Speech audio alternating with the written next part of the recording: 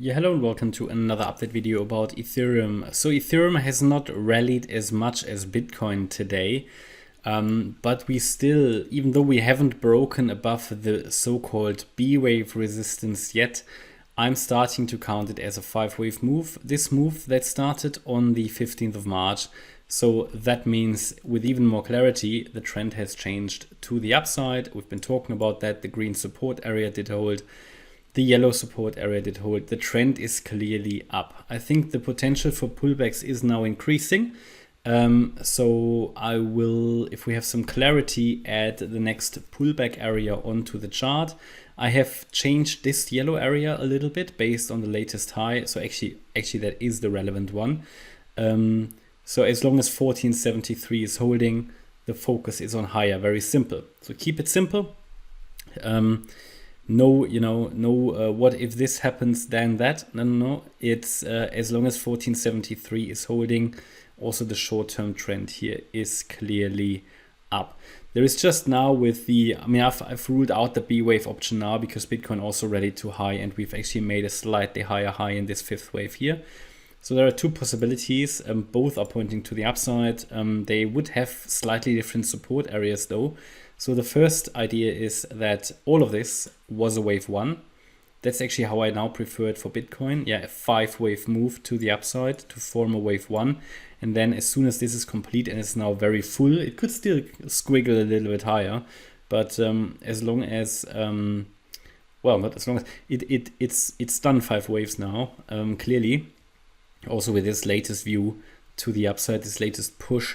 So I can count, and I showed you that yesterday, I think in the video, I can count this move up here only as a 3-wave move. Then this was the 4 and the 5. So we've got a very clear and very full 5-wave move. Already this move that started on the 10th of March and ended on the 14th could be counted as a 5-wave move, but now it's very full. And that means the potential for a pullback is increasing. And if it heads into this area, then this is the relevant support area.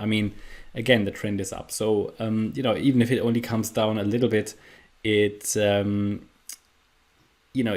would rather show more bullishness, right? So, but the idea is that either this is a wave one, now to the latest top, can still move up a bit more. But when the first stronger pullback comes here, then it could, in this scenario where this is a wave one and we come down in a wave two, hit the yellow support area. There's also an explanation why for the problem, let's say slight problem, why here on the 15th of March, we really only touched that support area.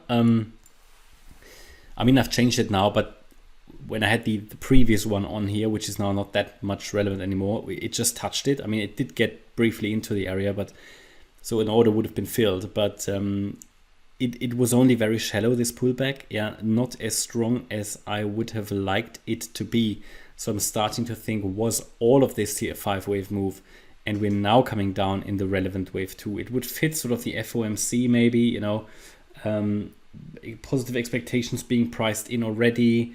If we then see a more or less, maybe, I don't know, not as positive, not such a positive message of the Fed, or it is as expected, we could see maybe a bit of a dump. Just saying, but this does not impact at all this overall scenario. Yeah, if we get a pullback or not in an uptrend doesn't really matter for the wave count. Yeah, the trend is still up, and at the moment I have no clear sign that a top is in place. You've got a double top up here, but we haven't taken out any swing low. So if it drops below 1749, then I think we have a good case that we can make that a stronger pullback is underway, and then this yellow support area is relevant.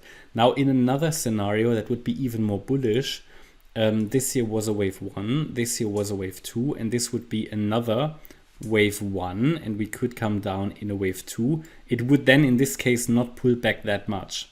Yeah, it would not pull back that much.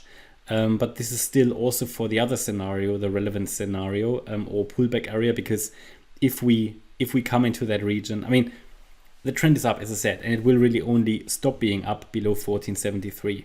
But then again, we are in the larger support area. So there is a lot of support left. That's why I already posted on Telegram and Discord in the Signals group earlier today. Well, not too much earlier, actually just now, that due to the latest movements that we've seen over the last few days and weeks, the probabilities for a new bear market low certainly have decreased. Yeah, I mean, for Ethereum, it's never been with Ethereum, as I said in the last few days, the chart was much more bullish anyway than Bitcoin. Also because in November we haven't made a new low anyway, so here we had a much more bullish outlook anyway. Still though, risks for the bear market, for a new bear market low, were very high. They have reduced. I won't rule it out completely, but they have certainly reduced, because it takes now a lot of effort to bring the price down again to those levels, because we are hovering above key support areas here, especially this green support area there is highly relevant, and it did hold. And I said before, if those areas are holding, then probabilities for new bear market lows will decrease, and we've got that situation. And then we also have a very clear 5-wave move up now of the lows. So yeah, it's all happening, it's all good, trend is up. Still see very bearish messages, which is fine, you know, and but then again, you know, with a 5-wave move up of the November lows and the 5-wave move up actually of the June lows, and always 3-wave pullbacks, and here again a 5-wave move up. I mean, that, you know, yeah, it could be a lot of stuff. It could even be an Elliott Wave triangle what's developing here, but for now the trend is up. If it changes, I will of course make you aware, but for now we've got a lot of support areas that, or we had a lot of support areas that have been tradable. And we also entered our long trade, or not long trade area, but long-term relevant support area there in green. And yeah, you know, this was all well known. Let's see if those are now holding, and if we maybe get a deeper pullback again for another, yeah, possible pullback trade maybe. But yeah, it's looking good. You know, we're approaching Bitcoin, approaching 30K nearly. Let's see what Ethereum is doing. But as I said, short term, very short term, probabilities for a pullback are increasing due to the very full 5-wave structure now of the lows. Okay, that's my update about Ethereum. I hope you liked the update. If you did, please hit the like button, leave a comment and subscribe. And if you really like the content, then please check out the channel membership. Thanks a lot for watching. Bye bye.